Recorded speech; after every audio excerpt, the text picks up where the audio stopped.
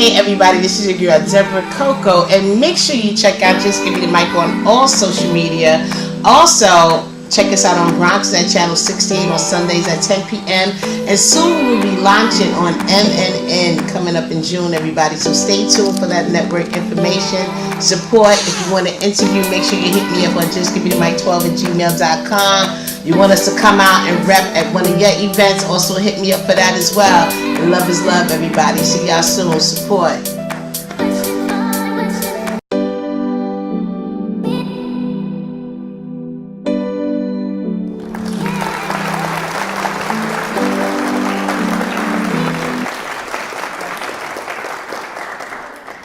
Hey everybody, this is your girl Deborah Coco, and make sure you check out Just Give Me the Mic on all social media.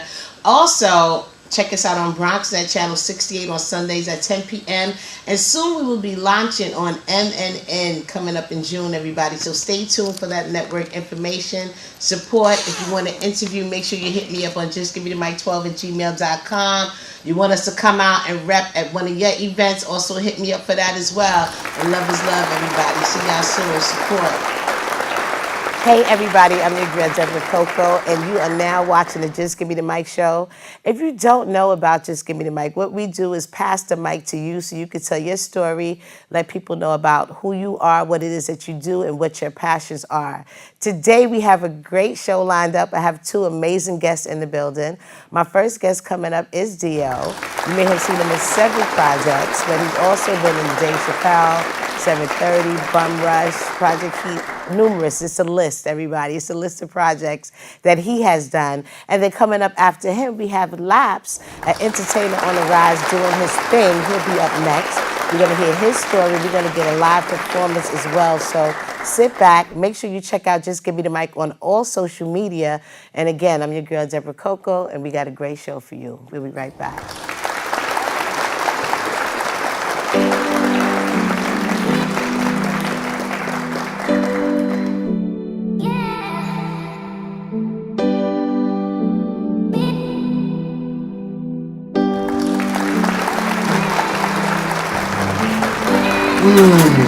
One hook, one fight. You know where we at? Give me the mic. We're gonna get it right. Deborah Coco, I'm on the show. We're gonna be talking about several and a whole bunch of things. So y'all just hold tight. Give me the mic. All right, we are back. I just want to introduce my first guest. Like I said, he's been in numerous projects doing acting. He's going to let us know about his journey and what's going on. So I want to thank you, Deeo. Of course. Like I've been seeing you around, like I told you off camera. I first initially saw you in Project Heat, but then as we talked, you said your history started way before that. You done did Dave Chappelle and a couple of other things. So give us a little background, opening up on you and some things that you've done. Well, acting, I never thought about thinking I was gonna do acting. Pretty much I just thought about I ain't take it that serious. Okay. Because I was so caught up in the street. So by the time I kind of like readjusted and got my life back in order, it came like it just landed in my lap. And when I got the opportunity, I had the opportunity to go to see a friend of mine, Donnell Rollins, which he was filming at the time, season 2 for Dave Chappelle. Nice. So I wound up going up there, playing around, hanging around with the dudes. So they fell short of one of the cast members or whatever the case was going on. And they was asking me questions. But the questions they was asking me that they find humorous, it was real. You know what I mean? Okay, you're like, yeah, I can relate to that. I fell into it, not knowing, not thinking I'm going to be in it, but just helping them thinking they're just going to run for now. And then they're going to fill somebody else in. That's not what the case was. The case was they asked me real questions and I gave them real answers. Wow. And when I gave them the real answers, everything went bananas. Wow. It just changed. Like, here we go right here. Oh, yeah. That was just... put that picture. I said, wow, with all out the hair and everything, nice. Yeah. So did you really enjoy that being your first experience like that? You felt like that was a good opener for you to get into the business? Well, I think so. Like, that's major. I mean, when you coming from, a lifestyle that you used to live, you ain't thinking like that. Right. You think I'm just gonna do this now. I'll holler at you dudes later. But then my family was like, "Yo, you crazy? What's wrong with you? You better do That's this." That's an opportunity for you, right? Well, I think it is more like God put you there. Of course. We take the difference between God and opportunities we misconstrue. No, I definitely understand the part of God placed you. Everything happens for a reason. It's supposed to happen. Right. You know what I mean? Yeah, and then to me, I was like, wow, I got to meet certain important people, Right. and it grew to like me. And I met Charlie Murphy. When I met Charlie Murphy at the time, coming back and forth, it kind of took me under the wing. Right. Because I got hit in projects that were actually shot with him. Nice. And, was never, let out. And he kind of schooled me. He seemed like such a great person to know, you know? Like one of the biggest brothers that you can ever understand, like the greatest of storytellers ever. I could imagine, because his personality, when you see him in different productions, you'd be like, yeah, it'd be cool to meet him. If you had certain people that you wanted to meet, Charlie Murphy was definitely seemed like that character. In peace. Yes, I rest miss you in so peace. much, man. Yeah. And I think with not just with him, with certain family members that I lost, like my brother Kareem and Tarrant, and certain members. Okay. It kind of put my mind in a different perspective. Like, do I want to continue to act, or do I want to just do what I've been doing, which was like really the same thing as the average person. Right. Do something different. Right. And you kind of had a feel for it, right? You enjoyed it, right? So it's like, I enjoyed it, but I seen the reaction on kids' face. Okay. So that kind of woke me up. How you was affecting other people. Right. Okay. So when a kid comes to me and say, yo, what's a loose cigarette? And they laugh. I was like, yo, you know what? Maybe he'll want to do what I did and switch around. And then the questions came like, yo, how you getting acting? I was like, look, I don't even know.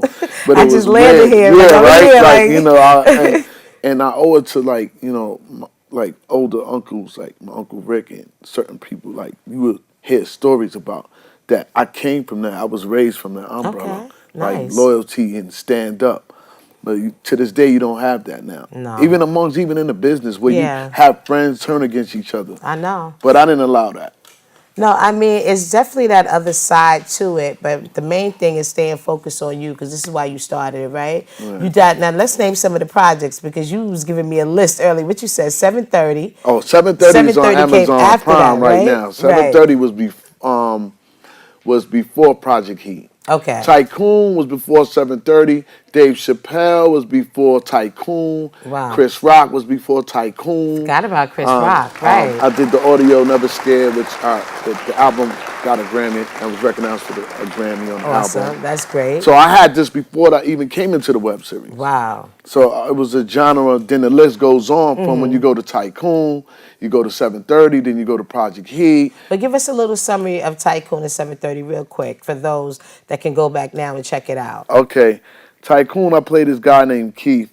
Keith was a guy who did anything he had to do and wanted to do besides trying to get money. And that's just like with a everyday Joe out here trying to make ends meet. Right. But it's certain levels that you see things that like, oh, if I could get that and get over on it, I'm going to take it. True. It's kind of like how the story of Heat, when they went and robbed those banks and stuff like that. Yes, I if it was an open window and you do it, you'll do it. Yeah, would you walk away or would you? Because if you look at what the things that we go through from 6,000 years of that, we've been going through that, taking that, Preston. But that's a whole nother story. Right. But the thing is that when you had an opportunity, you jumped on it. Yeah. And that's the guy Keith played in Tycoon. And that was your role. Right. Okay. And he did that. He was underhanded in many different ways. And Okay. also the people he was underhanded with was in bigger positions to him that made him underhanded along with them underhanded. So that must have been real interesting coming Yeah, out you doing could a go role back like that. and forth. Okay, so we got to check that out. But with 7:30 was a different vibe. I was an older gentleman who was helping a friend whose mother looked out for me, and he was trying to save his life. But the more he did right, it was wrong. Oh, wow. So you got to check that out. That's on Amazon Prime. The twist in that. Dope. I liked both of the True Vision film. Yeah, and we got to catch that. Yeah. So then it came along. How did the opportunity for Project Heat, which led to Bum Rush, to led to all these multiple projects now that you're Project working Heat, on? me and Pop, we grew up together. Okay. We always was always rivals, and it was my boy. We grew up together. He's still my boy to this day. Right. We just happened to, he asked me to do something, and I said, yo, let's roll with it, I'll do it, let's do it. And we did it. And he was like... He wrote it? Did he write it? Well, a lot of it was improv. Okay. He had a story to shoot the movie that he was like, yo, you know what? he wrote some of it, and then he said, like, you know what, go ahead, let's see what Let we can do. everybody Improv. develop their Right. own And character. then Right. it worked out. Yeah. Because us growing up, we knew each other, so he knew what. It's kind of easy, you know, you have to pull from each other when you're doing your scenes. Exactly. All right, so that's good. And then we had Bum Rush was going on, which Dre, shout out to Bum Rush. Yeah, shout out to the Brum Rush family. Yeah, which we in just ended season 2, you know, and it's been hot, you know. Yes. Dre's the writer, JB, shout out to JB, the whole Bum Rush The family. whole bunch of Keisha, everybody. Yeah. Right. Also, we had another joint called Gang Unit. It's not out yet. And who are you doing that with? I'm doing it with this writer called American Thug Book. Okay. You know what I mean?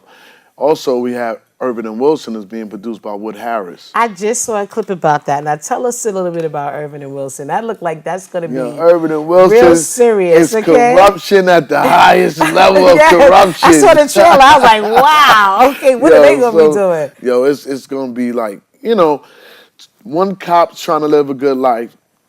Normal. The bad cop is trying to pull him in, but it gets out of control because the good cop is trying to get back good, although bad went wrong, and then it's hiding them to control. Wow. So it's it just comes like in from the top. It's all... No, really, it comes from up top, but they just was in, you know, 2 places at a place where they shouldn't be, and they crossed the path. Now you have to be here, right, due from the higher, you know, cause. So isn't that something? And what happened is the more that they try to get it right, the more it became wrong. Just get more and more crazier. Yeah. So that should be interesting. What's going to be your role in that?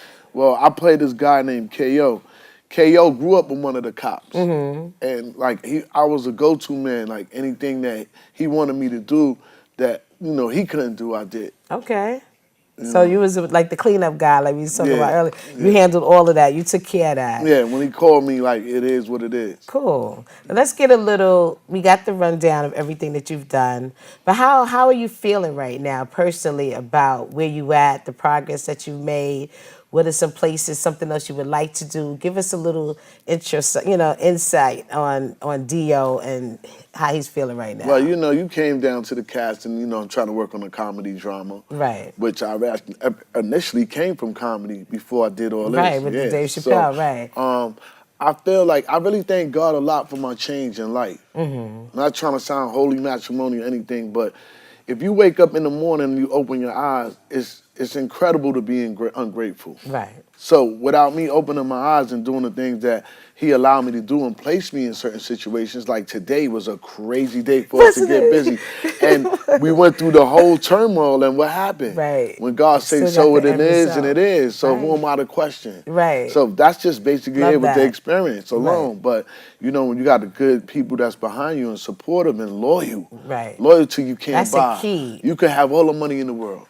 Doesn't mean you're going to be loyal. True. And I come under an umbrella where people were loyal to each other. And those that wasn't loyal, hey, we have to brush you off. You it's just fall like, off by the wayside, right? You brush off the crumbs off the table. That's very important because we walk around with this energy. We connect, and it's like you want to have people around you that want the best for you, right? Yeah. That's the key goal, not coming because they need something or you have something that they want.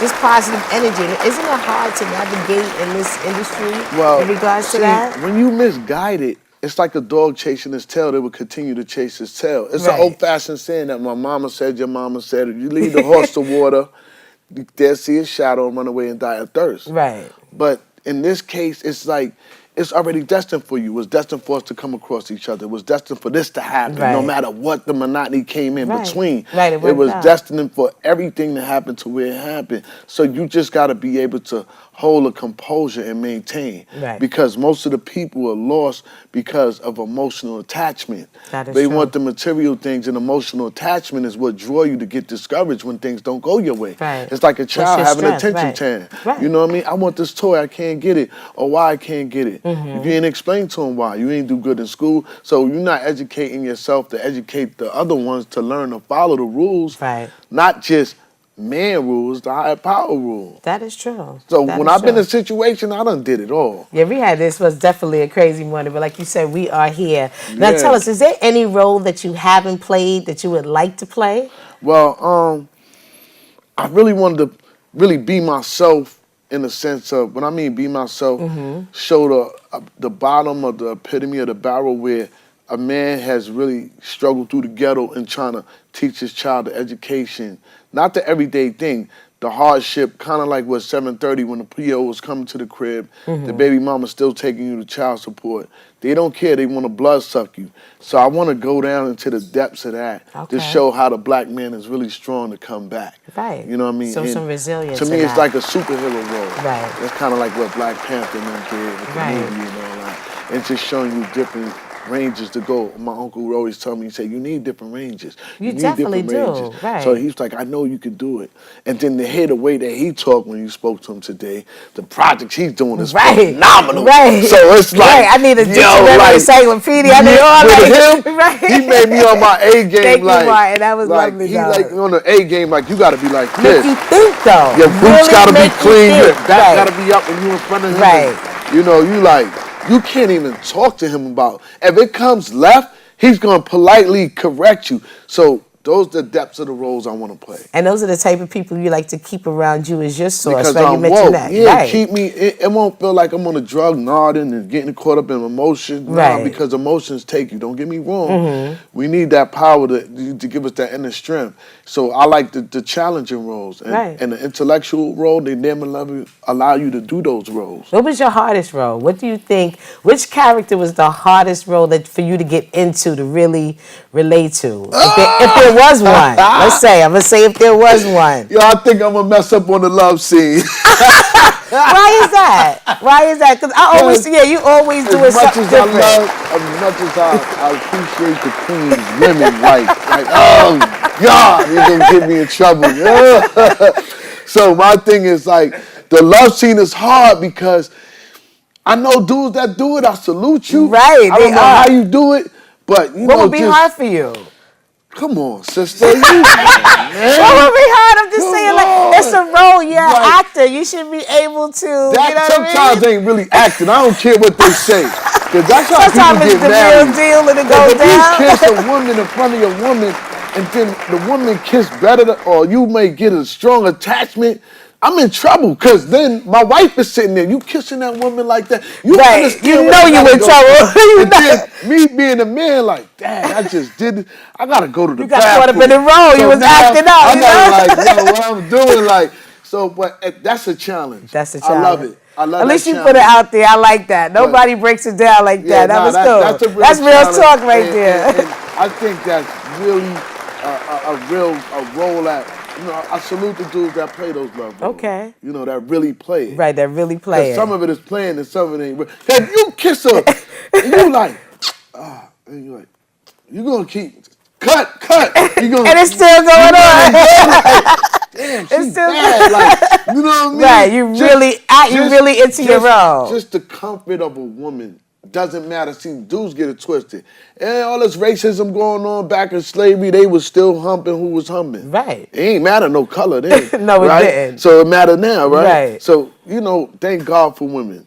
That's all I can say. It's just going to be hard to... That would be something that's hard. I can understand now that you broke it down. I mean, a real man going to tell you that's what it is. Okay. That's why we look. We probably someone to jump into those type of situations. That's why we look and get smacked. What you looking at? Like, come on. Yeah. If you tell me that it's not no other, I know. Like, I salute Denzel, Samuel Jackson, right? We have like those the Steve role Harvey models, dudes, right. and married and dealing with it. Like, I salute them. You know what I mean? Because it's hard. It is. It's hard, and I think what makes it more challenging because the devil is always working. Always. He gonna send something by you with it up there with the heels on and it's looking right. And you're like, I gotta kiss up for the roll. You gotta squeeze and you gotta make this real. So how am I not How do you handle that? How do you handle that? Lord knows. Lord knows. Supposed to keep it on paper. I don't know how to. I can't tell you how to go in that direction. No, but I'm gonna keep it professional. I know, definitely. I know course, we only joking around, but you're definitely professional about it. But it's just, I just think that's one of the that would be a challenge for you. Yeah. Okay. You know. And how about writing? I know you said you done some projects. Which one you had just some writing on? Well, a lot of them, you know, it's one that we're working on now that's gonna be heavier than the comedy that we're working on. And that's what you came down to do the casting for, which you did good. You know what I'm saying? Thank you. The writing one is just, it's so deep because But comedy sitcom, the timing, it's so much involved when you're doing comedy, but see, right? when you writing from comedy to reality, like you think of a situation and you place yourself in a situation, kind of relating with experience in life. Right. And you know, when you see certain people who get high on drugs and they raise a kid, and the kid comes out the same element as another kid who was good, he becomes worse. It's vice versa, because this is the challenge of God. And here there's two dope fiends raised me. I'm the highest scholar in college. Right. It can happen. You're right. It can fall so either way. There's no guarantee. I write from realistically in my writing ability. That's true. And then I learned from my uncle, and I learned from those and experience and stuff like that. And he educated me on certain things, what to talk about and what you should talk about that makes sense. Because it's not all about shooting and clarifying and lavishing. You ain't come from that. No, you're dead right. You're right. It's not about that. But this is what is being built to the young youths for them to follow. Right. So if their background and their heritage for us to then now come to this, you'll be like, come on. Yeah, exactly. You know. So now you can pop pills. I'm a gangster, not taking nothing from nobody. You get popped, you get popped. Right. It's all, we got to look past all of this, what we see, and look at the big picture of what's really happening when it comes to that. What we see, hear, listen, and all that through media. That's a whole, right? That's a whole other thing there. I just feel like we need to, you know, just do the right thing for our kids, ourselves. Be more conscious of that. Be more mindful of that, right? I mean, when you come from that and see, people don't realize, you know, when you see certain things, you go back to history when a guy who whistled at the white woman back in the days, and he got hung for whistling. He got lynched for so that, you got things that this is already in the elements of where these kids are picking up things to be rebellious.